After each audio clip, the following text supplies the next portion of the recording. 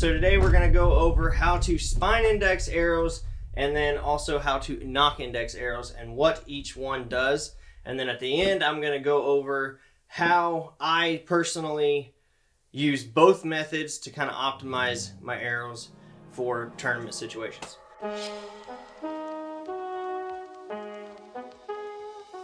So the first thing we're going to do is we're going to go over how to spine index our arrows, which is pretty simple, straightforward. You just basically put your arrows on the spine indexer. Usually you'll do it before you get them built, but I'm just going to give you an example here. You put the arrow, you pull up this little, I don't know, like little gauge, and then you'll just set the arrow in there like that. You put your gauge at 0. So the way that I like to do it is I will hold the spine tester itself, and then I'll just tap the arrow right above the bearings. That way I'm not inducing any type of deflection in the arrow, and then it'll give me the true read. And then I'll just move my gauge to 0. And then from there you can put your weight on the arrow, and then you'll count how many times it turns around. So with this one, if you can see, it's on ish 0, and then we're going to go 1, 2, and it's right at 250, which is a 250 spine, so it's going to be close to 250 because the arrow's cut at 28 3/4 right now. So if you get a dozen arrows and they're a 32-inch arrow, which is what they generally come in, they will send them to you from the factory bare shaft at 32 inches, and then you cut down your arrow to whatever length that you're going to be shooting. So, but they're basing the spine off of 28 inches of that arrow. So if it's cut down to 28 inches, then you're going to get a true read of that spine. So right now it's at around 250. What you're going to do is you're just going to take the arrow, and I'll just spin it on the point, and then I'll just slowly tap it around.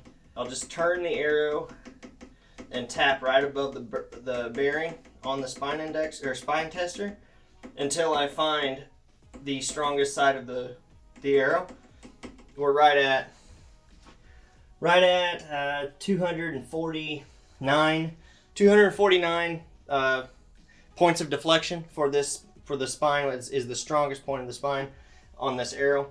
And then you can continue to do that, and you can just run it down and find the weakest point, which looks like it's right around here, which is right at 252. So the higher the number, the weaker the spine, because it flexes more, which gives this more movement. So the more it flexes, the more this little arm on this gauge goes down, and it'll give it more numbers, so it'll deflect more. So the lower the number, the stronger the spine, the higher the number, the weaker the spine. So right now we're looking at about 252 for the weakest side of the spine on this arrow. So what I will generally do is I'll mark the strong side of the spine. You could do the weak side as well, but I usually do the strong side of the spine, and then I'll put a mark somewhere around here, and then once I start getting ready to fletch, I will put a mark for that spine indicator that I marked down here later on. And then I will vein up my arrows so that they are all uniform. So every one of my arrows has the same fletching configuration based off of the strong side of the spine. And then what I'll do is I'll take it outside, take all my arrows outside, and I'll shoot them through the paper. And once I shoot them through the paper, then I will nock index, which we're going to go out and do here in a minute. So we're out here in the garage right now, and I just basically cleaned up the paper. I had some holes in the old paper, so I just went ahead and pulled the paper through.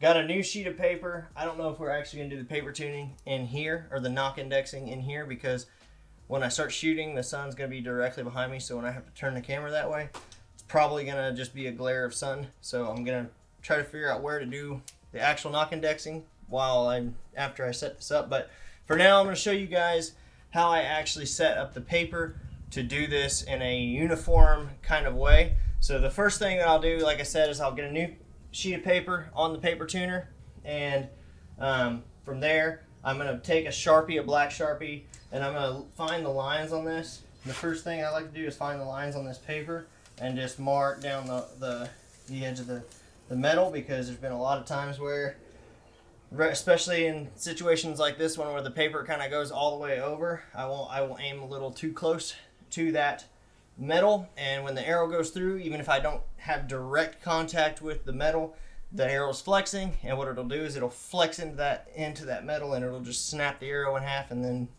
chaos breaks loose wherever it is I'm at. So I like to go ahead and mark the edge of this metal just to give myself a reference of where the paper actually ends and the metal begins.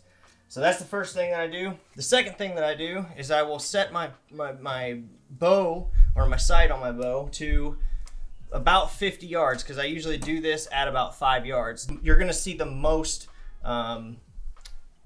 incorrect flight pattern from the arrow at that distance. So that's where I usually do it, because I want to get the most of the imperfection of the arrow out if I can. So that's what I'll usually do, about 5 yards. And then what I'll do is I'll set my sight to 50 yards. So I'll set my sight to 50 yards, and the reason I set it at 50 yards, it's going to be different for everybody depending on their bow speed and everything else, arrow weight and all that. But for me, what it does is it makes my impact from where I'm aiming about 1 inch to 1.5 inches high. So that means that I can put something like this on the paper, put dots, put a dot here, a dot here, a dot here, a dot here, a dot here. Usually I'll just run the dots all the way across. That way if I make a bad shot or something like that, I can always just shoot at the next dot, and I don't have to come up here and put another dot on the paper. So, but there's going to be, usually for me, I've had it to where there's usually 2 positions on the arrow that have actually really good tears, but I kind of have to differentiate it between the 2, and usually I'll have to shoot those 2 knock locations multiple times just to give myself more holes, to give myself enough data to be like, well, this one's probably a little bit better. So what I'll do is I'll shoot the first 3 or 4, depending on how many fletchings you're using. I'll shoot those positions first. I'll pick out the 2 that are the best, and then I'll use the rest of the dots to shoot those 2 positions, and then I'll just give myself more holes and base my decision off of what I see through the paper. So we're gonna go ahead and set this up somewhere. It may not be right here. We're gonna set it up somewhere, and then I'm gonna start shooting the paper, and I'll show you the process that I use of paper tuning with Nock indexing. So the next step, I think we're gonna do this in this location, this paper tuning portion of it. The sun's in the worst spot ever, so hopefully it's not too bright for you guys. I'll try to do my best to fix it if it is in post. But the next thing that I do after I set up a paper tuner is, obviously you don't want your arrow to go through the paper and then your knock be sticking out the paper and you can't tell what the tear actually was. But the other thing that most people don't pay attention to is that you've got to make sure that you set your paper far enough away from the target that when the point touches the actual target, that the knock is all the way clear of the paper. Because if you don't, it could be touching the target and kicking the arrow based off of what it does on the target and giving you a false tear through the paper. All right, so one thing I forgot to mention is that you do have to give yourself a basic tear. So you have to shoot 3 to 4 or 5 arrows through the paper, different arrows, and give yourself a base paper tear. Because if you just take one arrow and shoot it through the paper, and that one arrow tears different than the other 11 in your dozen, then you're going to be tuning your bow to that one anomaly in that dozen arrows. So basically you're going to shoot 3 or 4 or 5 arrows out of that dozen through the paper, pick which tear is more consistent through the 5 arrows that you shot, and tune your bow to that specific tear. Once you get your bow tuned to that tear, then you go in and start doing what we're about to do, which is Nock indexing and turning the knocks on all the arrows to get the best paper tear for each specific arrow. All right, so we're gonna go ahead and start doing this now. I have each of my arrows numbered. So I have 1 through 12 on all of my arrows in my quiver. So we're gonna start out with shooting arrow number 1, and we're gonna shoot that specific arrow 4 times through the paper. So I'm gonna take that arrow, shoot it, pull it, shoot it, pull it, shoot it, pull it, shoot it, pull it. Every time I shoot it, I'm gonna turn the knock 1 spacing to the left or the right on that arrow until the next vein is facing up, because I'm shooting a 3 fletch configuration on these specific arrows. So we're just going to shoot that 1 arrow 3 different times and figure out which position tears the best. Alright, so number 1, we have the Nock index. You can see that silver Sharpie mark on the top of the arrow. That's going to be our first location. So we're going to shoot it through the paper like that first.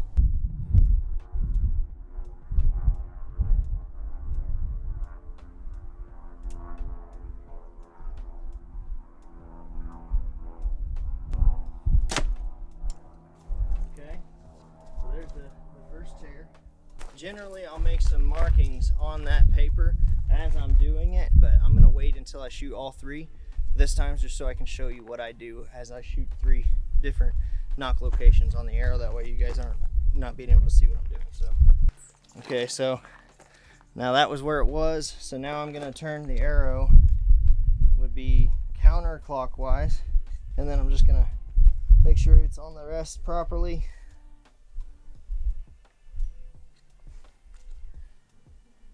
Okay. Okay. Now we'll shoot the third and last position on this Nock. So we're going to throw it back on here. It's going to be counterclockwise again till the next vein is facing up, just like that.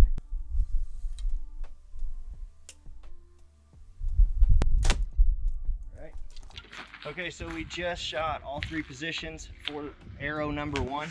So, like I said before, I'm going to show you guys how I would mark this paper as I'm shooting.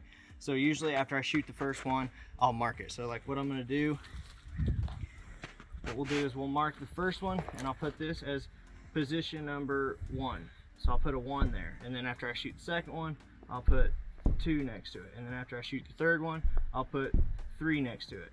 And usually if I'm shooting right here, the holes are going to be here on the paper. So what I can do is I can put a mark above those holes like this, which I'll have to do over here now, up here. But so we're going to go like this. We're going to have 1 line going all the way across, and then over here I'm going to put 1, and that way I know that this is arrow number 1. So this is going to be arrow number 1, position 2, position 3.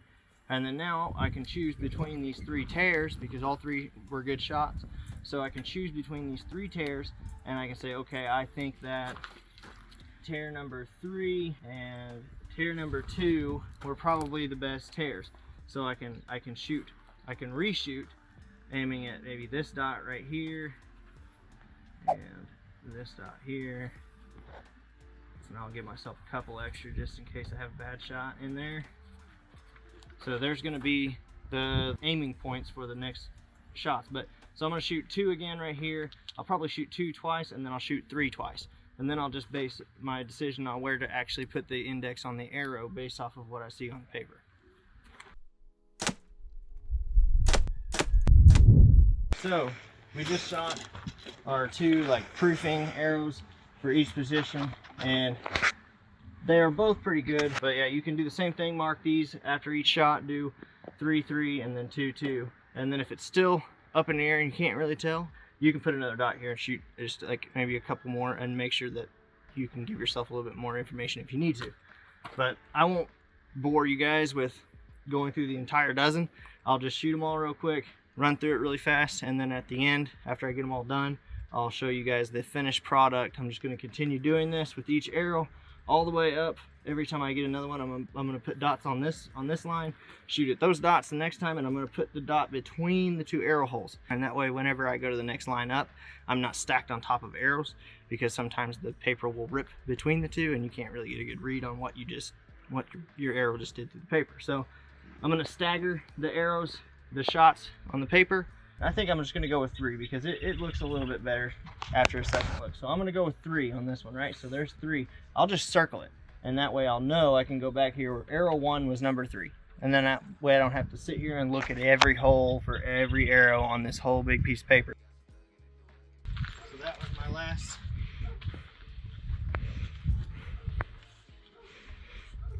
last shot with the last arrow. So what I'm going to do now is I'm going to take these arrows inside, and I'm going to put them all on the spine tester, like the actual thing that we did at the beginning of this video, and I'm going to find out what the points of deflection is on the arrow based on where it just Nock indexed. So number 3 was the best one on number 12. So I'm going to go in and find out what my points of deflection at 3 is on this arrow, and so on and so forth, all the way down to arrow number 1. Okay, so we just came in from outside and we just Nock indexed all of our arrows through the paper. Before that, we spine indexed all of our arrows. So we have a mark on our arrow right here. This was the strong side of the spine. That's what I marked on this dozen of arrows.